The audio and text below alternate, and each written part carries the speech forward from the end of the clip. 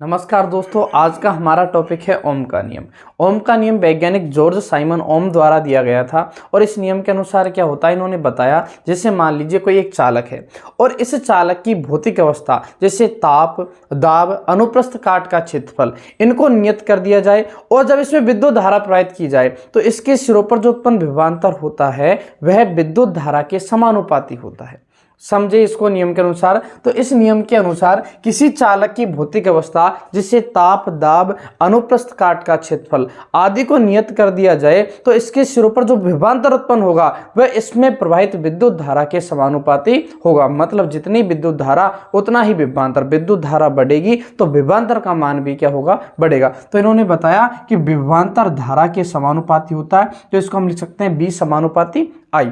अब मैंने आपको पहले वीडियो में बता चुका हूं कि जब समानुपाती का चिन्ह हटाते हैं तो बराबर का चिन्ह आता है और साथ में कांस्टेंट और आता है। तो हम क्या करेंगे कि बी बराबर का चिन्ह आ जाए और एक कांस्टेंट लगा देता हूं मैं आर, तो ये बन गया बी बराबर आर आई। इसको और तरीके से लिखे तो इसको लिख सकते हैं बी बराबर आई आर। अब जो ये R है यहाँ पर एक नियतांक है। R क्या है, एक नियतांक। तो R बराबर एक नियतांक है और इस R को कहते हैं भैया रेसिस्टेंस, मतलब प्रतिरोध। क्या कहते हैं, प्रतिरोध। तो यहाँ R बराबर नियतांक जो कि चालक का प्रतिरोध है, जो कि चालक का क्या है, प्रतिरोध। अब ये प्रतिरोध क्या होता है, एक नई बात आ गई इसमें निकलकर कि प्रतिरोध होता क्या है। तो प्रतिरोध कहते कैसे हैं, पहले तो प्रतिरोध का यहाँ से हम सूत्र निकालते हैं। सूत्र निकालेंगे, जैसे यहाँ से हम R का मान निकालेंगे तो R बराबर हो जाएगा अपने पास B बटे I, और यही प्रतिरोध का क्या है, सूत्र है। और प्रतिरोध होता क्या है, जैसे मान लो प्रतिरोध कहते किसे हैं कि कोई चालक तार है, उसमें धारा प्रवाहित हो रही है सतत रूप से, लेकिन होता क्या है कि कुछ दिनों बाद उस चालक तार पर एक परत जमा हो जाती है, काले रंग की या हरे रंग की एक परत जमा हो जाती है, जिस कारण धारा का प्रवाह रुक जाता है। और धारा का प्रवाह जिसके कारण रुकता है उस घटना को हम प्रतिरोध कहते हैं। तो धारा के मार्ग में आने वाली रुकावट या जो बाधा होती है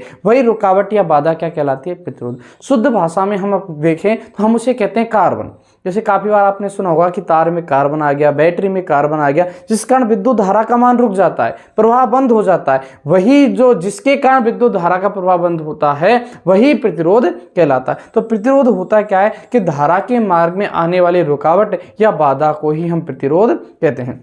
जो प्रतिरोध होता है भैया, इसका मात्रक होता है और इसका मात्रक होता है ओम। जैसे मैं ये बी बटे आई इसका सूत्र हो गया, तो बी का मतलब विभवांतर और विभवांतर का मात्रक होता है वोल्ट, और विद्युत धारा का मात्रक एम्पियर, तो वोल्ट प्रति एम्पियर, और वोल्ट प्रति एम्पियर को ही हम कहते हैं भैया ओम। तो कुल मिलाकर जो इस प्रतिरोध का जो मात्रक है वो होता है ओम, और इसको एक इस प्रतीक से हम दर्शाते हैं। तो ये तो हुआ ओम का नियम, और ओम के नियम से प्रतिरोध का मात्रक क्या होता है, ओम होता है।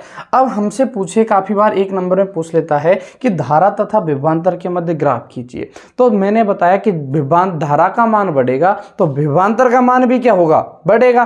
तो धारा तथा विभवांतर के मध्य हम एक ग्राफ खींचे, तो जो ग्राफ, जैसे ये विभवांतर मान लिया और ये विद्युत धारा मान ली, तो धारा तथा विभवांतर के मध्य ग्राफ एक सरल रेखा आता है। कैसी रेखा आता है, सरल रेखा। मतलब विभवांतर का मान बढ़ेगा तो धारा का मान भी क्या होगा, बढ़ेगा। तो ये तो हो गया अपना ओम का नियम और प्रतिरोध। अब देखते हैं कि प्रतिरोध किन्हीं कारकों पर निर्भर करता है। किन किन कारकों पर निर्भर करता है, देखिए इसको आगे। अब देखिए प्रतिरोध की निर्भरता। जो चालक का प्रतिरोध है वो इन चार कारकों पर निर्भर करता है। पहला चालक की लंबाई पर, दूसरा अनुप्रस्थ काट के क्षेत्रफल पर, तीसरा पदार्थ की प्रकृति पर, और चौथा ताप पर। इन कारकों पर चालक का प्रतिरोध निर्भर करता है। लंबाई पर, उसके अनुप्रस्थ काट के क्षेत्रफल पर, पदार्थ की प्रकृति पर और ताप पर। तो सबसे पहले देखते हैं लंबाई पर और अनुप्रस्थ काट के क्षेत्रफल पर कैसे निर्भर करता है। कि जो चालक का प्रतिरोध होता है वह इसकी लंबाई के समानुपाती होता है। कहने का मतलब जितनी लंबाई बढ़ेगी प्रतिरोध का मान भी क्या होगा, बढ़ेगा। लंबाई घटेगी तो प्रतिरोध का मान भी घटेगा। तो चालक का प्रतिरोध लंबाई के तो समानुपाती होता है। दूसरा अनुप्रस्थ काट का क्षेत्रफल। अनुप्रस्थ काट मतलब ये वाला सतह, मतलब मोटाई। तो अनुप्रस्थ काट के क्षेत्रफल के चालक का प्रतिरोध व्युत्क्रमानुपाती होता है। तो व्युत्क्रमानुपाती को हम लिख देंगे 1/a। इसको देता हूं समीकरण नंबर 2। तो लंबाई के तो चालक का प्रतिरोध समानुपाती होता है और अनुप्रस्थ काट के क्षेत्रफल के व्युत्क्रमानुपाती होता है। अब देखो समीकरण 1 और 2 में, दोनों में क्या है कि LHS का मान क्या है, समान है। LHS समान है तो हम क्या करेंगे, समीकरण 1 व 2 को मिलाने पर, समीकरण 1 व 2 को मिलाने पर तो जब समीकरण 1 व 2 को मिलाएंगे भैया तो मिलाने पर क्या होगा, इसको r को एक बार लिख देंगे तो r समानुपाती l 1/a से गुणा हो जाएगा तो हो जाएगा l/a। और हम जानते हैं कि समानुपाती का चिन्ह हटाने पर बराबर का चिन्ह आता है और एक साथ में क्या आता है, नियतांक आता है। तो हम लिख देंगे r बराबर चिन्ह आ गया, एक नियतांक यहाँ लिख देता हूं मैं रो l/a।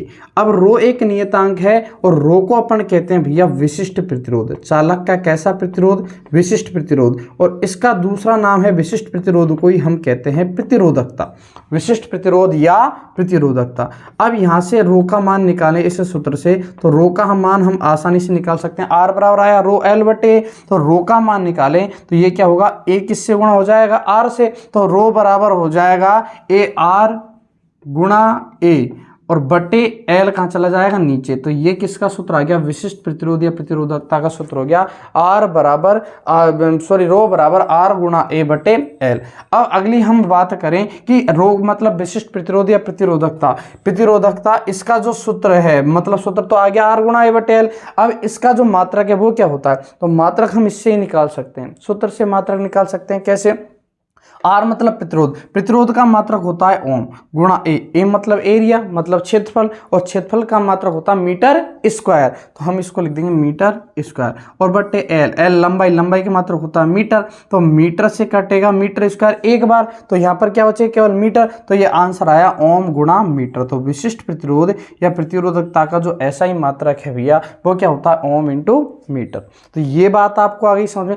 अगली दो चीजों पर, पदार्थ की प्रकृति पर, तो पदार्थ की प्रकृति पर निर्भर पदार्थों की प्रतिरोधकता अलग अलग होती है, की प्रतिरोधकता अलग होती है। तो इस प्रकार अलग अलग पदार्थ होंगे, उनकी प्रतिरोधकता अलग अलग होगी, और इसके कारण इसका प्रतिरोध इन पर पदार्थ की प्रकृति पर निर्भर करता है। अगला ताप पर, कि क्या होता है कि यदि किसी चालक का ताप बढ़ा दिया जाए तो ताप बढ़ा देने पर प्रतिरोध का मान भी बढ़ जाता है, मतलब ताप के भी प्रतिरोध समानुपाती होता है। तो ताप बढ़ाने पर प्रतिरोध का मान भी बढ़ जाता है, प्रतिरोध का मान बढ़ जाता है। तो ये थे भैया हमारा ओम का नियम और प्रतिरोध की निर्भरता। अब यदि आपको ये कंसेप्ट समझ में आया हो तो वीडियो को लाइक करें, शेयर करें और चैनल को सब्सक्राइब करें। Okay, thank you.